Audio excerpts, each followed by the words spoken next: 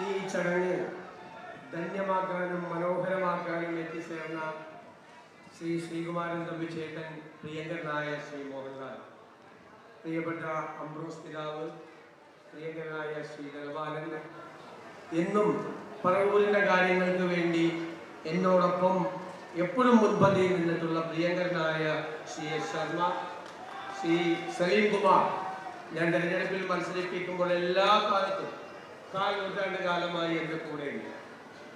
എൻ്റെ കൊച്ചനുജന്മാർ ശ്രീ ഹൈബി ഈലൻ, ശ്രീ മുഹമ്മദ് ഷിയാർ, പ്രിയപ്പെട്ട കുറുപ്പടക്കം ശ്രീമതി സിന്ധു നാരായണൻകുട്ടി അടക്കമുള്ള എനിക്ക് ഏറ്റവും പ്രിയപ്പെട്ടവരെ, ഞാൻ എങ്ങനെയാണ് ഇവിടെ എത്തിയത് എന്ന് ഞാൻ ആലോചിക്കാറുണ്ട്. നിങ്ങളുടെ ഹൃദയത്തിൻ്റെ, സ്വപ്നത്തിൻ്റെ, പ്രാർത്ഥനയുടെ തേരിലേറിയാണ് VD സതീശൻ കേരളത്തിൻ്റെ മുഖ്യമന്ത്രി സ്ഥാനത്തിരിക്കുന്നു. രാഷ്ട്രീയം മറന്ന്, ജാതിമത പരിഗണനകൾ മറന്ന് എനിക്ക് വേണ്ടി പ്രാർത്ഥിക്കുന്ന, എനിക്ക് വേണ്ടി വഴിപാടുകൾ നേടുന്ന, പള്ളികളിൽ പോയി മുട്ടുകുത്തി പ്രാർത്ഥിക്കുന്ന, എല്ലാ പ്രാർത്ഥനകളിലും പങ്കാളികളായ പതിനായിരങ്ങൾ, ഒരുപക്ഷെ എനിക്ക് വോട്ട് ചെയ്യാത്തവർ പോലും ഞാൻ ഈ സ്ഥാനത്ത് എത്തുന്നതിന് വേണ്ടി പ്രാർത്ഥിച്ചിട്ടുണ്ടെന്ന് എനിക്കറിയാം. ഞാൻ നിങ്ങളോട് പണ്ടൊരു വാക്ക് പറഞ്ഞിട്ടുണ്ട്. എന്നെ കുറിച്ചോർത്ത് നിങ്ങൾ ഒരിക്കലും അപമാനഭാരത്താൽ തല കുനിച്ച് നിൽക്കേണ്ട സ്ഥിതി ഉണ്ടാക്കില്ല. ഞാൻ ഈ കസേരയിൽ ഇരുന്നു കൊണ്ട് ഞാൻ വീണ്ടും അടിവരയിട്ടുകൊണ്ട് അത് ആവർത്തിക്കുന്നു.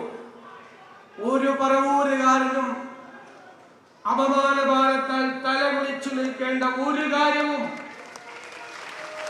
നിങ്ങളുടെ ജനപ്രതിനിധി ചെയ്യില്ല.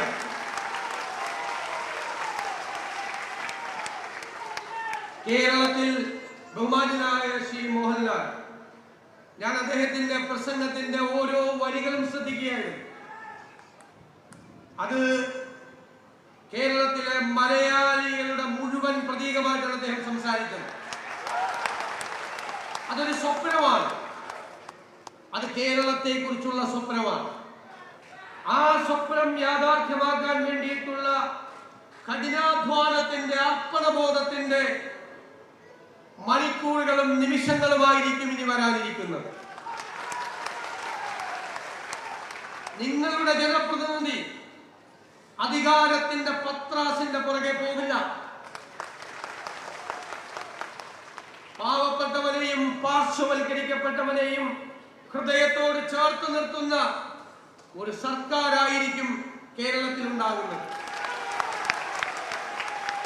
ഓരോ നടപടികളും പാവപ്പെട്ടവന്റെയും ഇടത്തരക്കാരന്റെയും ജീവിത നിലവാരം ഉയർത്തുന്നതിന് വേണ്ടിയിട്ടുള്ള നടപടിയായിരിക്കും.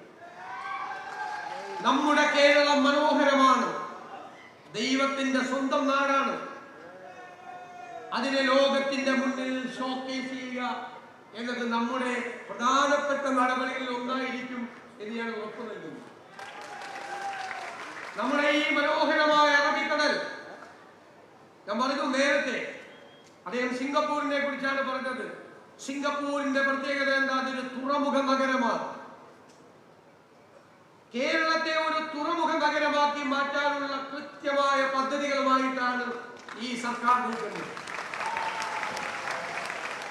2 പ്രധാനപ്പെട്ട അന്താരാഷ്ട്ര തുറമുഖങ്ങളും, ഒരു കണ്ടെയ്നർ ടെർമിനലും, 17 മിനി പോർട്ടുകളും, 600 കിലോമീറ്റർ അറബിക്കടലുമുള്ള ഈ കേരളത്തെ നമ്മളൊരു തുറമുഖ നഗരമാക്കി മാറ്റും. തുടങ്ങും ഇപ്പോൾ തന്നെ.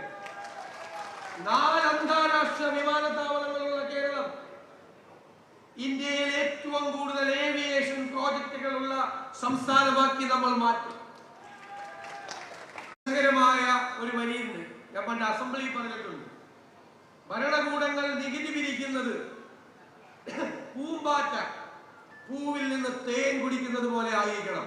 പൂ അറിയണം, പൂ പോലും അറിയാതെ, ജനങ്ങളെ ദ്രോഹിക്കാതെ, ജനങ്ങളെ പ്രയാസപ്പെടുത്താതെ നമ്മുടെ സമ്പദ് വ്യവസ്ഥയെ നമ്മൾ മെച്ചപ്പെടുത്തും.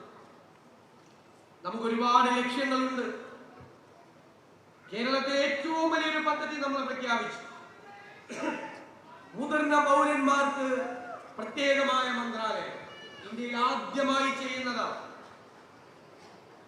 ഒരു സമൂഹം എങ്ങനെയാണ് പരിഷ്കൃതമാണ് എന്ന് കരുതുന്നത്, ആ സമൂഹം അതിലെ മുതിർന്നവരെ എങ്ങനെ അവരോട് പെരുമാറുന്നു എന്നതാണ്. ഇന്ത്യയിൽ ഏറ്റവും പരിഷ്കൃത സമൂഹമാക്കി മുതിർന്നവരെ ആദരിക്കുന്ന, അവരെ ശ്രദ്ധിക്കുന്ന, കുഞ്ഞുങ്ങളെ പോലെ ശ്രദ്ധിക്കുന്നവരാക്കി ഞങ്ങൾ മാറ്റി. ഒരു സംശയവും വേണ്ട.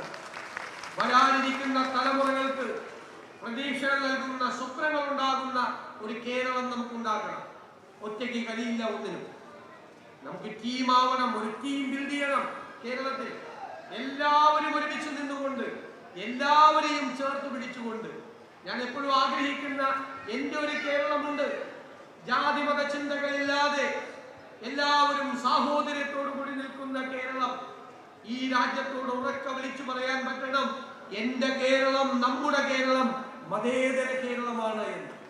ആ സ്വപ്നങ്ങൾ യാഥാർത്ഥ്യമാക്കാനുള്ള ഈ യാത്രയിൽ കഴിഞ്ഞ 4 നൂറ്റാണ്ട് കാലമായി കണ്ണിമ ചിമ്മാതെ എന്നോടുള്ള സ്നേഹവും വാത്സല്യവും എല്ലാം എനിക്ക് കോരി തന്നിട്ടുള്ള വാരിക്കോരി തന്നിട്ടുള്ള ജനതയാണ് നിങ്ങൾ. ആ നിങ്ങൾ, ഞാൻ ഇവിടെ എത്തി നിൽക്കുമ്പോൾ, ഞാൻ തിരിഞ്ഞു നോക്കുമ്പോൾ ഞാൻ കാണുന്നത് നിങ്ങളെയാണ്, നിങ്ങളെ മാത്രമാണ് എന്ന് നിറഞ്ഞ കണ്ണുകളോടെ പറഞ്ഞുകൊണ്ട് ഈ നാടിനെയും നിങ്ങളെയും മറക്കില്ല, മറക്കാൻ എനിക്ക് കഴിയില്ല എന്ന് മാത്രം വിനയപൂർവ്വം സൂചിപ്പിച്ചുകൊണ്ട് ഈ സ്വീകരണ സമ്മേളനം എന്നും ഹൃദയത്തിൽ സൂക്ഷിച്ചു വെക്കാനുള്ള ഒന്നാക്കി മാറ്റിയ നിങ്ങളോട് എല്ലാവരോടും നന്ദി പറഞ്ഞുകൊണ്ട് ഞാൻ എൻ്റെ വാക്കുകൾ ചുരുക്കുന്നു. നമസ്കാരം.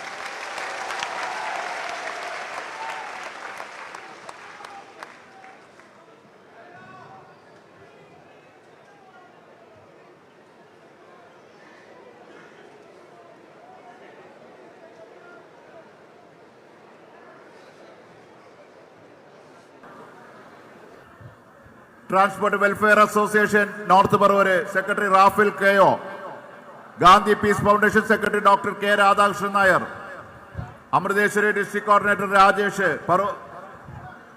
Boney Puthur, Krisya Catherine Boni, HDFC bank representative deputy manager Shri Amal Satheesh,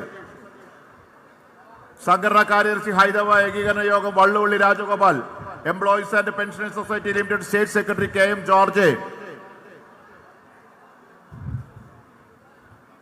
Kulappally Leela, Dheevarasabha Paravur taluk കമ്മിറ്റിക്ക് വേണ്ടി president VR Sunilkumar, Ryan international school Allameen bin Shajahan international school deputy speaker Alishan Muhammad Shah Jahan,